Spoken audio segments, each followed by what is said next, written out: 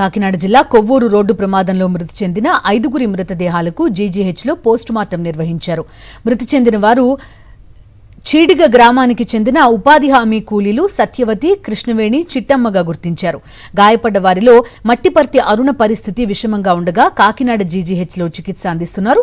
మరో క్షతగాత్రురాలు పాలిక నాగమణికి ప్రైవేట్ ఆసుపత్రిలో చికిత్స అందిస్తున్నారు. కొవ్వూరు కాలువ పనులకు వెళ్తుండగా వంతెన వద్ద కూలీలపైకి టిప్పర్ లారీ దూసుకెళ్లింది.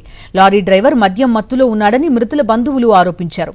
మృతుల కుటుంబాలకు 25 లక్షల చొప్పున పరిహారం ప్రభుత్వం అందించాలని వైఎస్ఆర్సీపీ డిమాండ్ చేసింది.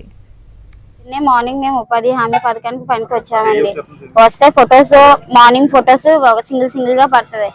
సింగిల్ గా ఫొటోస్ తీస్తున్నప్పుడు ఫొటోస్ తీసుకున్న తర్వాత వేరే ఎదరికి వర్క్ కి వెళ్ళడానికి కిందకి దిగుతుండగా పైన ఆల్రెడీ ఉండగానే 20 మంది ఉండగానే పైన అవ్వాల్సింది ఇంకా కొంచెం మంది కిందకి దిగుతూ ఉండగా డ్రైవర్ వచ్చి తాగేసాడు. క్రాస్ గా వచ్చి గుద్దేశాడు.